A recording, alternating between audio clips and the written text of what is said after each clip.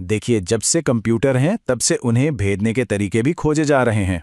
तो साइबर जासूसी कोई नई बात तो है नहीं, लेकिन जिस तेजी और जिस पैमाने पर चीन ने अपने साइबर आर्मी तैयार की है, उसने वाकई पूरी दुनिया को हैरान कर दिया है। तो चलिए समझते हैं कि यह सब हुआ कैसे। ये कहानी शुरू होती है एक बहुत बड़े रहस्य से। साल 2018 में साइबर दुनिया के कुछ सबसे बड़े सितारे अचानक जैसे हवा में गायब हो गए। वो कहाँ गए?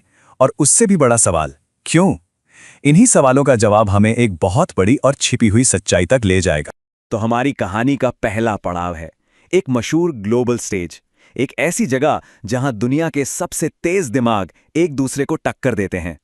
इस जगह का नाम है पॉन्टोन, जिसे हैकिंग की दुनिया का ओलंपिक भी कहा जाता है। यहाँ दुनिया भर के टॉप रिसर्चर्स इकट्ठा होते हैं। और वो करते क्या हैं? वो हमारे रोजमर्रा के डिवाइस जैसे फोन, लैपटॉप, यहाँ तक कि कारों के सॉफ्टवेयर में छिपी कमजोरियों को उजागर करते हैं और इसके बदले में लाखों के कैश प्राइज जीतते हैं। अब देखिए, ये सिर्फ कोई तमाशा नहीं है। यहाँ एक पूरी प्रक्रिया का पालन होता है। हैकर एक कमजोरी खोजते हैं, उसे सबके सामने इस्तेमाल करके दिखाते हैं और फिर वो सीधे उस कंपनी को बताते हैं, जैसे टेस्ला को, ताकि वे इसे ठीक कर सकें। तो असली लक्ष्य हमारी टेक्नोलॉजी को सबके लिए ज्यादा सुरक्षित बनाना है। और कई सालों तक इस मैदान पर चीनी टीमों का एक छत्र राज था। टेंसेंट और 360 क्यूहो जैसी कंपनियां यूं समझिए कि लगभग अपराजय थीं। वे हर साल आती, नए रिकॉर्ड बनाती और ये साबित करती कि वो दुनिया में सबसे बेहतरीन हैं। लेकिन फिर 2018 के बाद कुछ अजीब हुआ। वे अचानक गायब हो गए। रातों रात दुनिया के सबसे बेहतरीन हैकर इस अंतर्राष्ट्रीय मंच से ओझल हो गए। सवाल वही था, आखिर क्यों? तो पता है जवाब क्या था? उनका गायब होना कोई हादसा नहीं था। ये एक सोची समझी, दशक भर पुरानी सरकारी रणनीति का नतीजा था। ये सब शुरू हुआ 2013 में, जब शी जिनपिंग सत्ता में आए।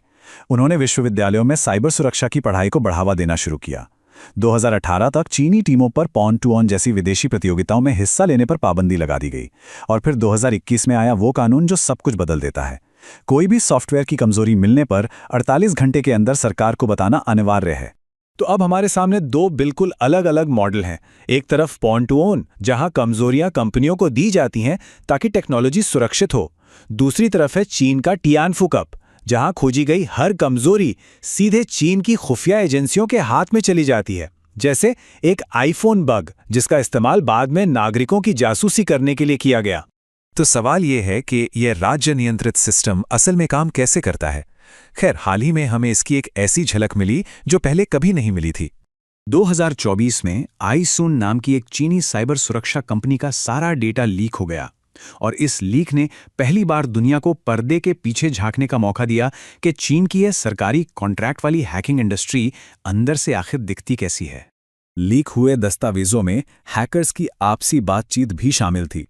एक चैट में एक टारगेट के सिस्टम में घुसते ही एक हैकर बड़े उत्साह से लिखता है, मेल सर्वर, मतलब मिशन कामयाब रहा। वे अपने टारगेट के ईमेल इनबॉक्स तक पहुंच चुके थे। और ये तुलना इसे बेहतरीन तरीके से समझाती है। ये सिर्फ राष्ट्रीय स्तर की जासूसी नहीं थी। लीक से पता चला कि चीन के छोटे छोटे शहरों की पुलिस भी निजी हैकिंग फर्मों को हायर कर रही थी। मतलब ये सिस्टम तो जड़ों तक फैल चुका था। तो ये पूरी पाइपलाइन काम कैसे करती है? पहला कदम, टियानफुकअप जैसी प्रतियोगिताओं में नई कमजोरियां और टैलेंट खोजे जाते हैं। दूसरा कदम, आईसून जैसी निजी कंपनियां इन कमजोरियों को एक हथियार में बदलती हैं। और तीसरा कदम, सरकार के इशारे पर इन्हीं हथियारों का इस्तेमाल दुनिया भर के टारगेट्स को हैक करने के लिए किया जाता है। लेकिन ये सिर्फ डिजिटल जासूसी तक सीमित नहीं है। इसका असर हमारी असल दुनिया के बुनियादी ढांचे पर भी पड़ रहा है।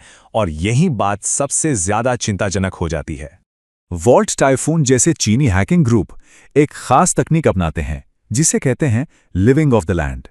इसका मतलब है वे कोई बाहरी वायरस या मैलवेयर इस्तेमाल नहीं करते। नहीं, वे सिस्टम में पहले से मौजूद टूल्स का ही इस्तेमाल करते हैं। इससे होता यह है कि वे सामान्य नेटवर्क एक्टिविटी में पूरी तरह घुल मिल जाते हैं और उन्हें पकड़ना लगभग नामुमकिन हो जाता है। और ये कहाँ छिपे बैठे हैं? अमेरिकी बिजली ग्रिड में, पानी साफ करने वाले प्लांट्स में, बड़े टेलीकॉम नेटवर्क्स में और यहाँ तक कि ग्वाम में अमेरिकी मिलिट्री बेस के नेटवर्क में। ये सिर्फ डेटा चुराने के लिए नहीं बैठे हैं। ये जब चाहें इन सिस्टम्स को ठप करने की क्षमता रखते हैं। और समझने वाली सबसे जरूरी बात यह है कि हमारा आज का इंफ्रास्ट्रक्चर एक दूसरे से बहुत गहराई से जुड़ा हुआ है। एक सिस्टम पर हमला एक के बाद एक विफलताओं का चेन रिएक्शन शुरू कर सकता है। जरा सोचिए, हमलावर पावर ग्रिड बंद कर देते हैं। इससे तेल रिफाइनरियां ठप पड़ जाती हैं। जल्द ही अस्पतालों के बैकअप जनरेटर भी ईंधन खत्म होने से बंद हो जाते हैं। एक साइबर हमला देखते ही देखते पूरे शहर को घुटनों पर ला सकता है। ये सब एक बड़े भू राजनीतिक संघर्ष का हिस्सा है।